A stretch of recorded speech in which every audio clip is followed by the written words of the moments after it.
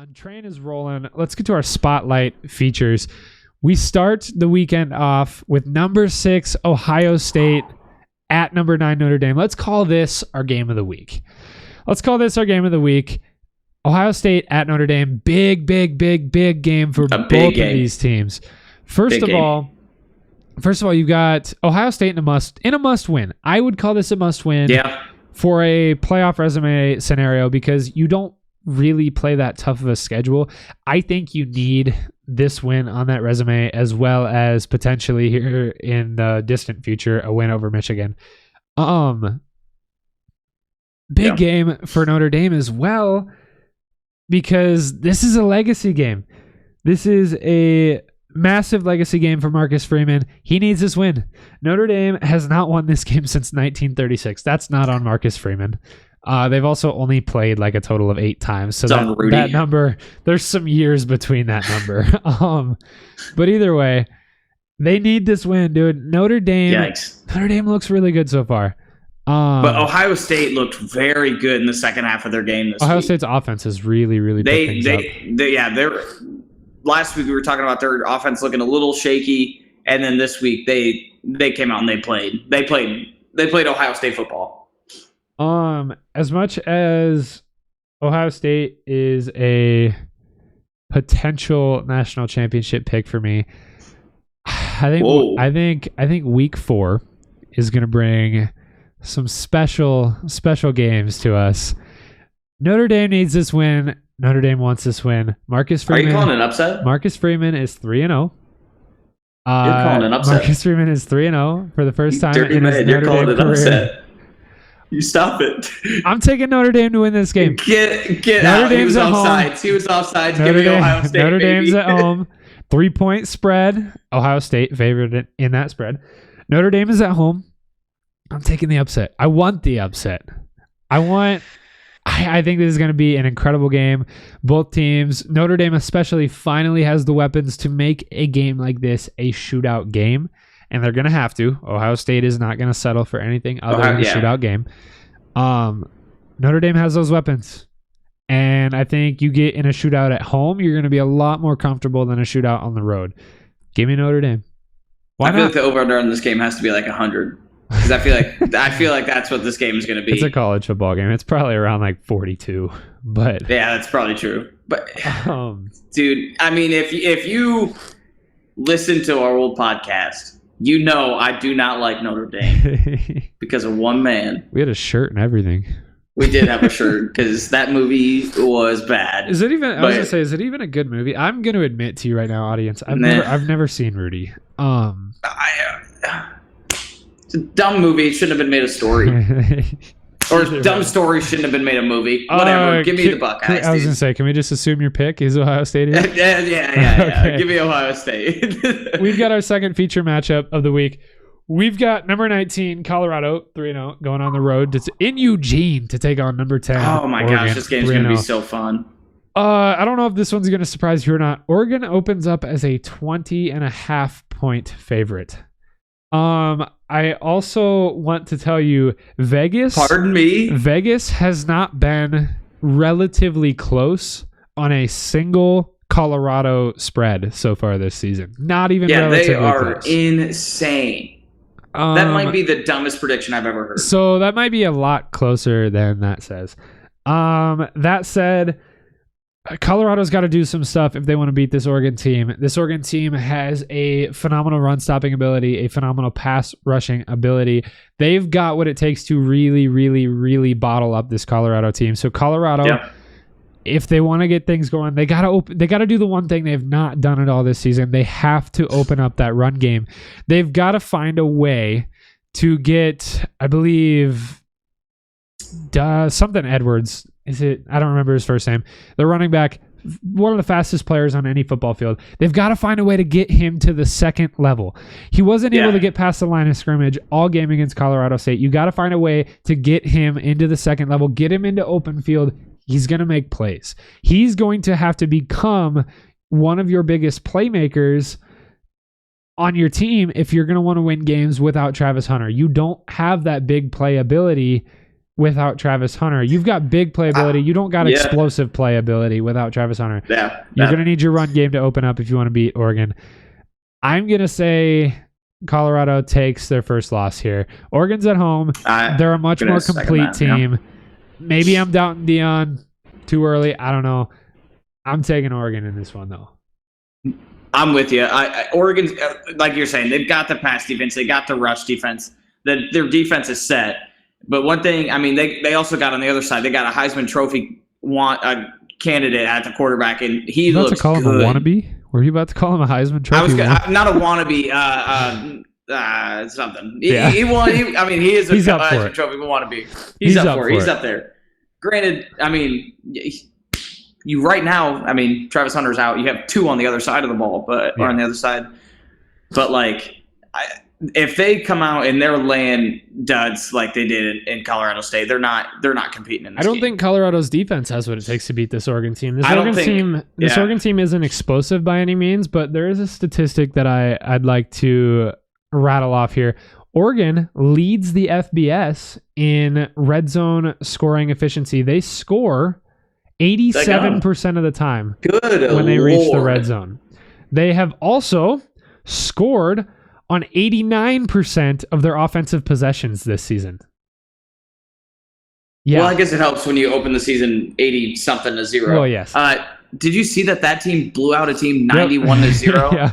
Yeah. What the they blew out North America. Have you ever heard of them? That's where we live. That's the whole country. Who did they play? They played the whole country. Was that a high school team? Like, I don't know. I've never heard of them. Either way, they did blow them out. That was a lot of points. But those are some offensive numbers from Oregon. They don't look flashy, but they are efficient. I don't know if Colorado this early in Dion's tenure can handle efficiency. I don't think they can keep up with that. I don't think their high-powered offense can keep up with Oregon's defense. I don't think so either. I'm taking Oregon in this one. Let's move on to Iowa, Penn State. Give me the Duckies. You've got Penn State, whiteout, 6:30 p.m. game. Iowa's going on the road. Brian Ferentz not getting fired as of now. He is over his average. So stupid. He is over his average. Drew Aller has looked really, really good for the Nittany Lions so far. Iowa will be without, correct me if I'm pronouncing this wrong, Luke Lachey. They're tight end. They will be without him this week, so Eric All is really going to have to step up. We'll see if Cade McNamara still has that chemistry with Eric All. They haven't used him a lot this season, so evidently Lachey's had that more. But I don't know how to say it. It's like panini. It's like the noodle. They're Reganini or whatever. They're wide receiver. I don't know how to say his name. They always pronounce it the proper way on TV. Regaini. Regaini. Yeah, and like. He was touted as like this guy that's going to be him this year. They just like last week didn't use him. Yeah. And obviously losing Luke Lachey is going to be huge, but I don't want to bet against the Hawkeyes. I think as an Iowa native, but I think Iowa knows how to use their tight ends so well that it doesn't quite matter as much as people think. That's about the only thing Brian Ferentz knows how to do. They're going to get Eric All open. Eric All is going to make plays simply because Iowa knows how to make that happen. Yep. The spread here, again, don't know if it'll surprise you or not. The spread here, Penn State opens as a 14-point favorite. I think that should be a little closer, but you are in a night game at Penn State. They tend to ramp it up a little bit. It's scary there. But that aside, I think it should be a little closer. I think this is going to be a really good game. I think this is I hope so. Not a much better. I think it's a better Iowa team than people are giving them credit for. Offense still doesn't look great. I would say defense does seem a little downgraded from last year, simply because they're not getting 7 interceptions a game. I mean, if you watch the first half of that game against Utah State, their defense didn't, not the first half because they only got them 10 points. Yeah, but like they were moving the ball. Like Utah State was moving the ball at will, and the one thing Iowa doesn't usually do is give up chunk plays, and they give up a 63-yard bomb. Yeah, and it was against their number one cornerback or safety, whatever position he is, Cooper DeJean, and like I don't know. One positive out of Iowa. Their offensive line push looked a lot better against Iowa State and Western Michigan. So you got to bring that. You're going to have to bring that against Penn State to a whole different level. That said, I'm not going to take them to cover, but give me Penn State in this one. I'm not betting against my Hawkeyes. Not betting against them. I don't dislike that. I really don't dislike that. I think this is going to be a lot better game than people think. I'm excited for this game. This might be the home state blinders being on, but I like Iowa. I think their defense shows up. Their defense always does show up in the big game situations like this for some reason. But they always seem to both sides. Yeah, they always seem to show up in this kind of situation. But then in like the smaller games that like you don't think are supposed to be like that are supposed to be the big blowout wins, that's when they kind of shade away. Yeah. But I think they show up and give me Cade McNamara 300 yards in a game. I like it. You ready for the upset pick? Let's get it. You ready for the upset pick? Number 4, I know.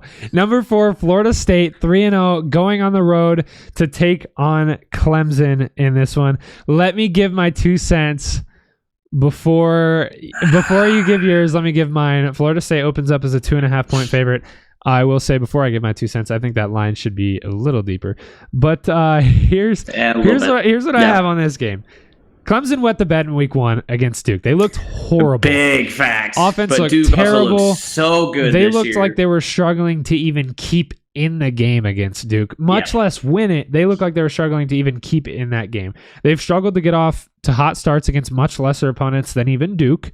Quarterback play has been less than exciting, and Dabo, if he doesn't change some things, let's face it, his job is on the line. Clemson has flat out stunk. And you know what? That's exactly why I expect this game right here to be an absolute fist fight. First ACC game.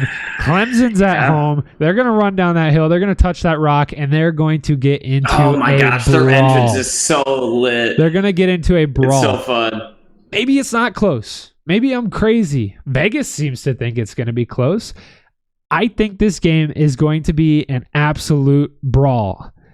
With that all out of the way, emotions aside, I'm not taking the upset this week. This Florida State team looks so good right now. They look so good to the point where I think the only team that is beating this Florida State team this year is themselves. And if they make the right mistakes in this game, I think Clemson could be right there. I don't think they make those mistakes in this game, though. I am taking Florida State. I'm even going to take Florida State to cover because 2.5 points is a very thin margin. I'm with you. I'm taking Florida State to cover, and I think that offense looks so high-powered. Like, can't even think the quarterback's name, which doesn't look good, but he is doing it all. Like, he can run, he can throw, he's got the deep ball accuracy, he's got the short, he's got the mid. Yeah. The run game looks good. Their defense is solid. Defense looks really good.